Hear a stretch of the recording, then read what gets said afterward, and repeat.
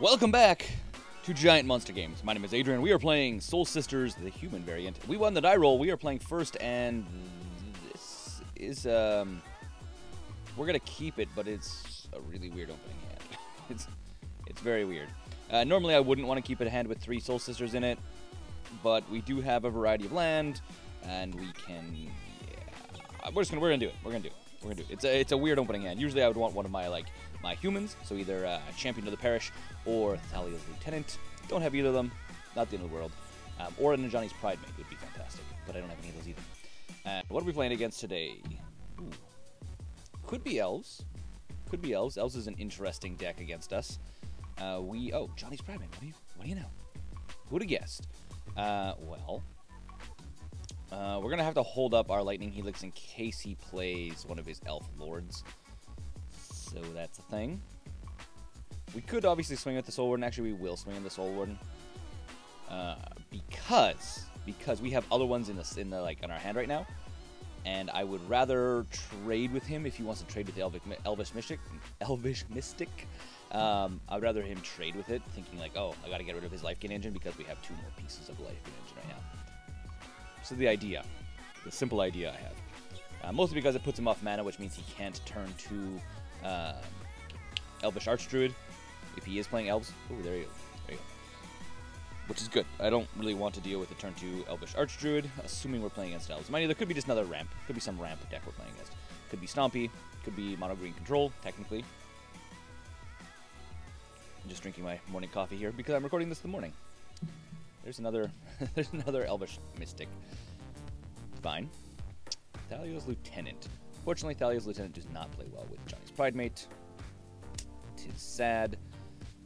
I think what we do, we run this down and pay for it, because we're going to play both the Soul Warden and the Soul's Attendant, put an extra counter on Johnny's Pridemate, yada yada yada, life is good, and here we go. So counter, go to combat, swing for 4, see if he wants to trade. Well, he's not going to trade. See if he wants to get rid of his Elvish Mystic. I'm assuming he doesn't. I'm assuming he's like, nah, let's not do that. But you never know. No, opponent doesn't want to trade. Doesn't want to get rid of it. It's okay. I understand. Okay. So tapping 2. 2 means he plays what? Dwyne's Elite. Dwyne's Elite is a good card. Okay, so Soul Warden, get it counters. This guy here, we need to say always yes, always yield. The one thing about this deck, if you're playing this deck, and you're playing on MTGO or you're playing on in paper, remembering your triggers is like the hardest thing to do, and you're just like, it takes up so much time. You're like, do this, do this, do this, do this, do this, do this, this, this happens, this happens, this happens, this happens. Yeah. So we're gonna get a whole bunch of life. So Lightning Helix, we can always Lightning Helix a Heritage Druid if he doesn't play an Elvish Archdruid, which is a thing. He could play Elvish Archdruid right now, and if he does, or Chancellor. Chancellor is also a card that's annoying. So we're gonna blow up the Elvish Chancellor, largely because it makes it so we can go fetch up more Lords, and he has enough mana that he can actually do it and probably play. Let's see, 1, 2, 3, 4, 5, 6. He's sitting on 6 mana right now. So 4, 5, 6. So we couldn't play this one. Couldn't play the other one he gets. Either way, we're still gonna get rid of we're gonna get rid of the Chancellor. Also because he's tapped out. So why not? Ooh, actually, do we have enough to kill our opponent? Play Thalia's Lieutenant. So if we kill this guy with Path, swing in for 12, 13, 14, 15, 16. So we just straight up kill our opponent. Swing for lethal. Why not? That works for me. Might as well take the fast and easy route. Opponent gets a land, we swing for lethal. So go to combat, attack with everything, because our opponent left his pants down. This is why you don't ever leave your pants down, kids. Don't ever leave your pants down. Alright. Our opponent was like, I don't know, see how I go back from this. Go to sideboard. Let's go to the sideboard. What do we deal with against Elves? The answer, if you're wondering, what are we doing against Elves? We bring in Settle the Wreckage, and we also bring in, Warship. I don't... So the thing about Warship, the reason why we're not going to bring it in, is if our opponent is playing the green-black version of Elves, he has, I don't remember the name of it, it's the black-green elf. When it comes into play, your opponent loses life equal to the number of elves you control. It's a lost life effect, not a deal damage effect. So Worship is maybe not the best bet. Not the best bet. Mirran Crusader, on the other hand, is really good. Largely because he can block elves for days. And Blood Moon doesn't do anything. Maybe we do bring in Worship.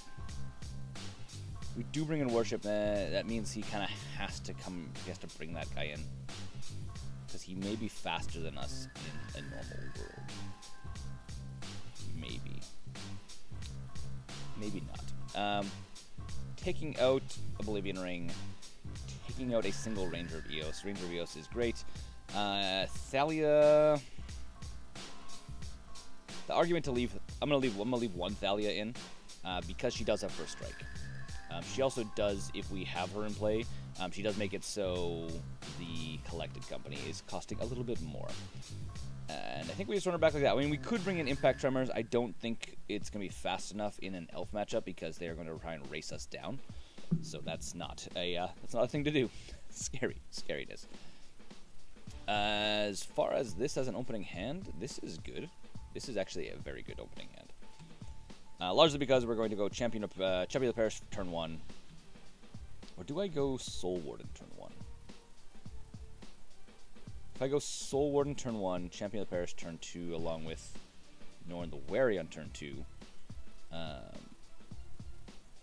Actually, no, I go the other way. Champion of the Parish goes first. So it's going to be Champion of the Parish. And yes. Go like this. So it's going to be Champion of the Parish first. So then next turn, we play Soul Warden and Norin, getting 2 counters on Champion of the Parish. And then we swing for 3 at the end turn. He'll get a 4th counter. So, yes. Assuming we attack in with him. I guess the other argument would have been to play Soul Warden, because then we would have gained 1, 2, 3 or more life. Yeah. We would have gained a bunch of life. So maybe that would have been a better bet, actually. Oh, Mirran Crusader. That's going to be a fantastic turn 3. So crack this. Have to get our Sacred Foundry. Not the end of the world. Yes, we're going to pay for it. And then we go Soul Warden. And then we go Norin the Wary, one of them. Because we want to get counters on this guy. And I went to combat phase. Hitting buttons, guys. Hitting buttons. That's really annoying. That's fumble. Maybe I should drink more coffee. Yeah, that was a bad play on my part. Not the end of the world, but really unfortunate. Oh well. Oh well indeed. Yeah. Leave comments below saying, Adrian, play cards in the proper order. It happens, guys. It happens. I mean, I've made this argument a couple times on the channel, actually, and maybe I'll make it again right now. That making misplays is not the end of the world, and making misplays allows you to see, like, oh, that's why you did that. That was the reason why you played that. And you kind of learn the repercussions of making misplays. And, I mean, Magic, a lot like chess, is the deck that does the best sometimes is whoever learns to sequence things the best. Learning your lines of plays and not making misplays is often more important. Opponent doesn't attack in. Interesting. Okay. Fine by me. Fine by me indeed.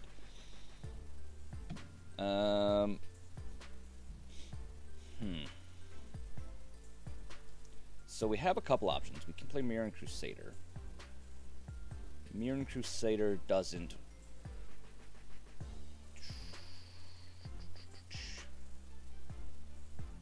The other option, instead of playing Mirran Crusader, we could always play Thalia's Lieutenant. Throw counters on everything. Swing in with a big fatty guy. I think that might be the better bet. And then holding up Path in case he does play a Lord of some sort. Yeah. I think this is the way we're going to go. I think this is the way we're going. So Thalia's Attendant comes into play. Yes, dumps counters on everything. Which actually makes it so our champion Parish is outside of range even if he blocks with everything. I think. No, he's not. No, he's not. He gets a lot of counters, but he doesn't get that many counters. But I don't think he's going to trade. He's not going to 4-for-1 himself. That seems super risky. Super risky. So let's go like this. We're not going to swing at the Soul Sister because he'll likely block with Dion's Elite, which isn't really gaining him a ton of value right now. It's getting him a little bit of value. And now we hold up Path to Exile for when our opponent decides he wants to play a Lord. Or theoretically, the Rebel Champion guy. Names, I'm forgetting names. It's early in the morning. I apologize. Usually I try to record these matches like after work, but I ended up having a going away party last night, so I didn't play, which is also why my voice may sound a little bit raspy, because we just went out for karaoke, and I sang a whole bunch of Disney songs, because I'm a grown man. That's what grown men do. Sing Disney songs. Okay. Jorga Warcaller. That's okay. So there's one of the Lords. This is the whole reason why we're holding up Path to Exile. So I don't think our opponent is playing the black version. So we may actually, if we lose this one, when we go to sideboarding, we may likely throw in Warship. So he may just swing in with a Nettle Sentinel. He doesn't. And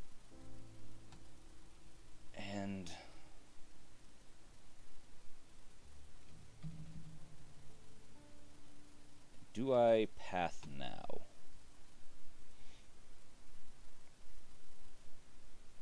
Do I path now? I think the answer is yes. I think we path now because we want to. Because we're going to swing in with a bunch of stuff next turn. So we path now. Unfortunately, that's going to make our Norin go away, which means we technically. I guess we don't lose a trigger actually. He just goes away. So go back to. I have to reset all my yields. I had to like immediately stop. Sorry. The reason I'm not talking, I'm like, oh yeah, I have to cancel all my yields right now. Otherwise, bad stuff happens. So now I need to reset all of these yields, which is slightly annoying, but it is how the game works. And there we go. And do we have lethal on board? No, because he can play this guy. But if we play a Norin and the Mirran Crusader, we have lethal on board? 8, 9, 10, 11, 12? We do. We do have lethal on board if we swing in. If we play Mirran Crusader and Norin the Wary. Because he only has one blocker. Only has... Actually, no, because he can block these two guys. Well, let's go for it. He has to trade here, though. Have to block Champion of the Parish. Because our guy is just more buffy. He's bigger. He's scarier. He's better. And then we throw down Norin, which one of the Norins will kill themselves when they come into play, but it'll put counters on these guys. Okay, there we go. Go to combat. Attack with everything. Everything go. All of the attacking go. All creatures attack. Go. Alright. Yes. Norin the Wary. Go. Do your thing. And so our opponent has to block here. He's going to go 5, 6, 7. He is on a 1-turn clock. And we have this guy. The thing is, if our opponent does play another Lord of some sort, we may be in a slightly sticky situation. Maybe. Possibly. Possibly not, though. Possibly not. So, first Norin coming in. Yes, gain a bunch of counters. Second Norin comes in. And we have to choose a Norin, so I'll choose this one. Sure. And then we gain all the counters again. Yeah! That's actually a thing. Point this out. I don't know if I ever mentioned this, because Norin is a legendary creature, so you can only have one of them in play. But if you have two of them, and one's flickered away and the other one's flickered away, when they both opponent scoops it. Opponent's like, no, don't have the things. Anyways, when they both flick them, when they come back in, they have two separate triggers coming back in, so you get to do all the things twice. Well, that was against Elves. We totally just stomped our opponent's face. It happens. Okay, until next time, my name's Adrian, this is Giant Monster Games. Thanks for watching, and don't forget to game like a giant monster. Thanks to all of the Patreon supporters for backing the channel. If you guys want to see more videos, I put a couple videos up here for you guys to go and click on and see what else is going on the channel. Right now it is probably more Soul Sisters, which we can't complain about because it is also a very lovely and fantastic deck.